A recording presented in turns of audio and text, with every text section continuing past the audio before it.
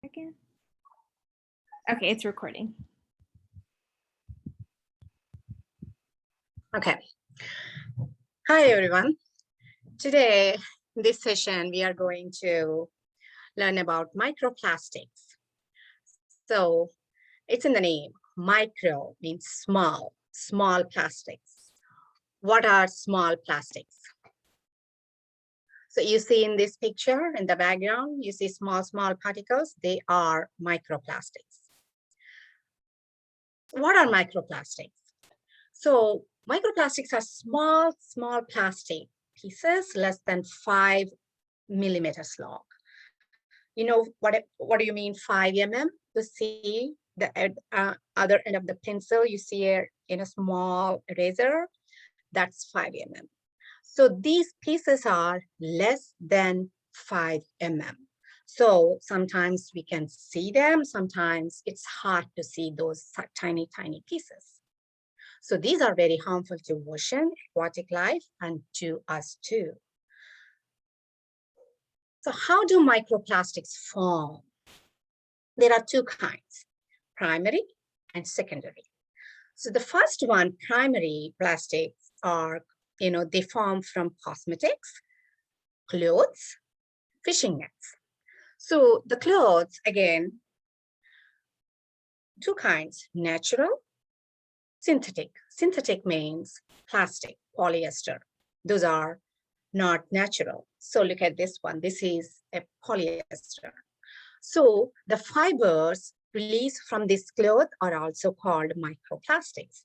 And also cosmetics. When I say cosmetics, like micro beads in your face washes. You know, the scrubby things you see in your face wash and sometimes in your toothpaste, you like those scrubby things, those are all plastic. We call them micro beads. And also fishing nets. So these are all called primary microplastics. What about secondary? So these form from the breakdown of larger plastics, all the other plastics we dump outside, they break down over the time. And how? Because of the weathering conditions like waves, wind, sun. You see down there, the sunlight is breaking that piece, the plastic into pieces, and also waves can make these big plastic into small pieces. Those are called microplastics. So you see in the first picture, those are break over the time, they break down into pieces, and all this, candy bars, chip bags, you see, those are all going to break down over the time. Types of microplastics. There are three kinds. The first one, you see, the big plastic bags, bottles, shampoo bottles, plastic forks, everything. They break down into small pieces called microflakes. These are also microplastics. The beauty products, like I said, toothpaste, scrubbing pads, and shower gels, and face wash scrubbings, those scrubs are called microbeads. Those are microplastics too. And also the third one, clothing, the fibers shed from this cloth are also microplastics. Where do they come from? The first one, like I said, like larger plastic products. The second one, clothing, noodles. Noodles are like the plastic pellets used in industry to make plastic. So even though when you recycle plastic items, they make into plastic pellets, melt down plastic pellets, and then make it into new one. And also the virgin plastic, new plastic, they melt down, make it into pellets. So sometimes these noodles also end up outside, and they also become microplastics. And the third one, personal hygiene products. They are microbeads. These are all the microplastics we see every day. So 51 trillion microplastic particles are already in our oceans. Trillion. It's a lot, like millions, billions, trillions. So it's so hard to count. It's a big number. If you think only oceans have these microplastics, that's not right. Why? We have microplastics now, not just in the ocean, they are in the air too and on land too. How are they ending up in air and land? If you see this first picture, that's the life cycle of microplastics. So the microplastics, which are on the top layer of the water, they get tossed into the air by waves and wind. And also, if you see the second picture, some are getting into the air from the water, and also when they break roads, emissions, and also the landfill erosions, soil erosions, dust, everything. They all are going to end up in the air. That's how we see microplastics in the air too. So don't just think about microplastics we see only in the ocean. They are like floating all around. So that seems scary, right? Okay, what if they are around us? What if they are in the ocean? What if they are in the air? Let them be. About that. They're not just sitting in the ocean, not in the air, not on the land. They are entering our body, other marine animals' body. How? So these particles in the water, in the oceans and the water bodies, they come into our drinking water, food, even in the air we breathe. That's how they are in our body. So a new study finds that average person that we could be swallowing about 5 grams of plastic. You know how much that is? If you take a credit card, this much of plastic we are eating every week. That's not okay, right? And recent studies show bottled water. We drink water a lot from these plastic bottles.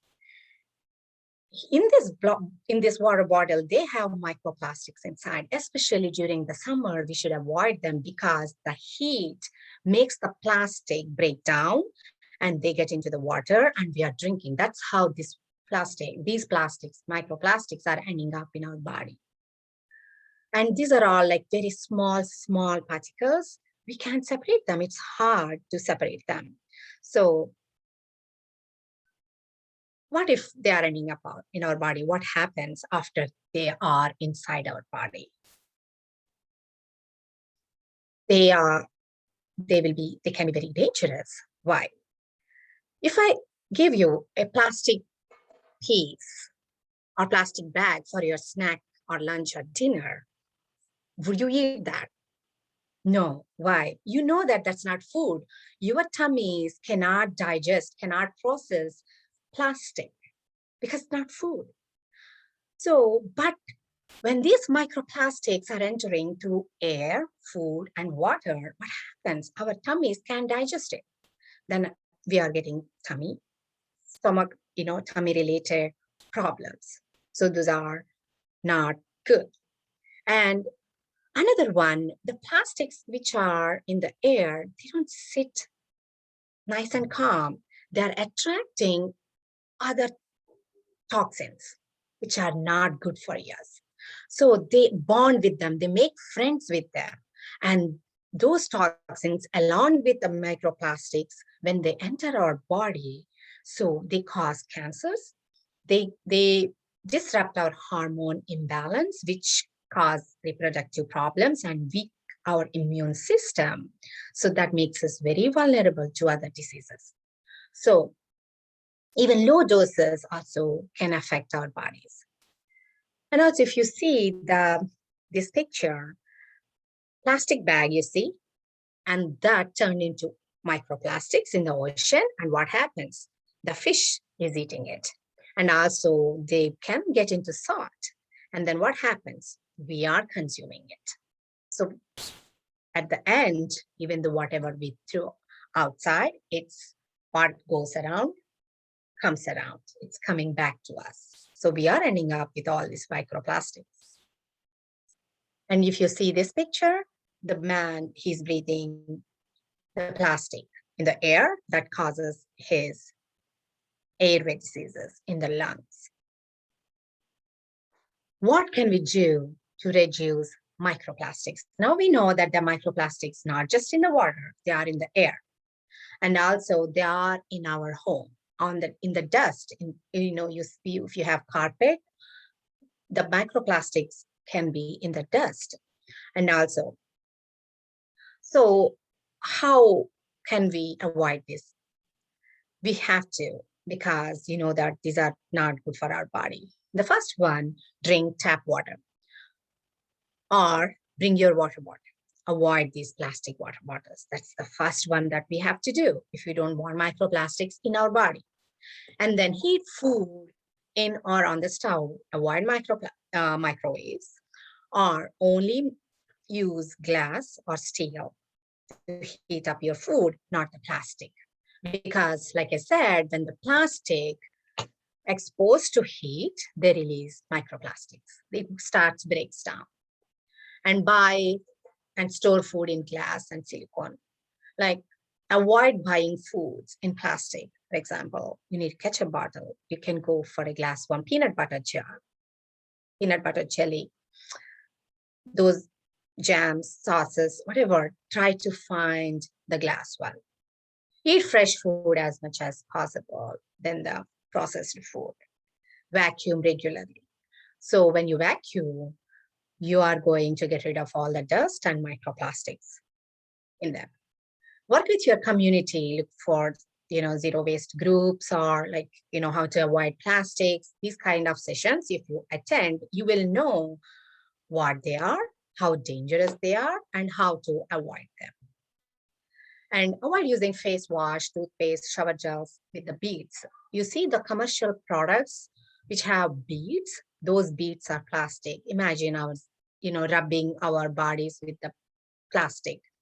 That's not, something we want to do it. So let's avoid those two. And that's it. So if I know that we have Kahoot, if you guys wants to play Kahoot, we can play. Are we ready?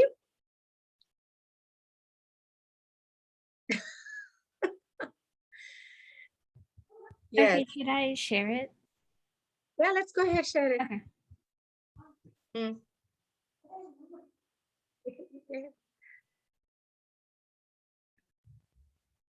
We can see at least the questions. Okay. Alrighty. Can you guys see the screen? Yes. Okay.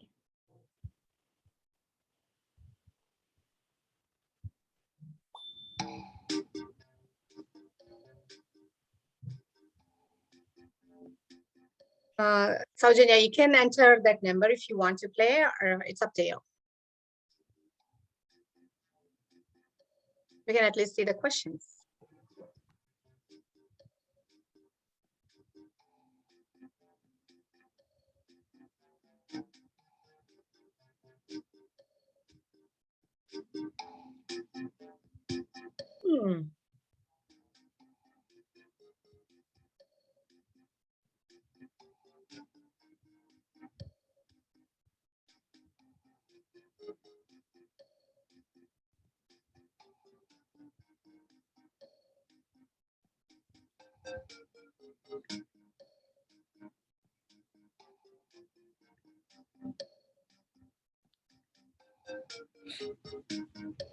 Should I start it? Or Yes, go ahead, start.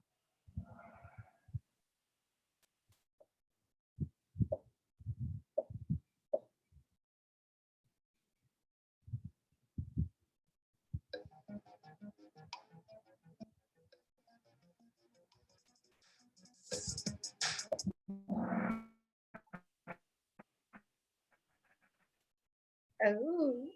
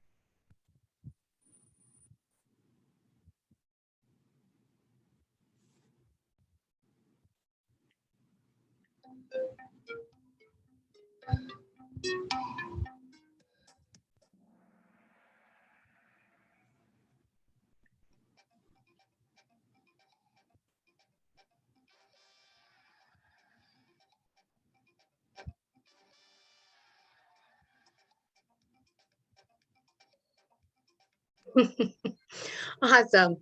Maya is 8 and Adya is 6. They got like 7 of them right. Awesome. Wow. Congratulations, Maya and Adya. You got most of them.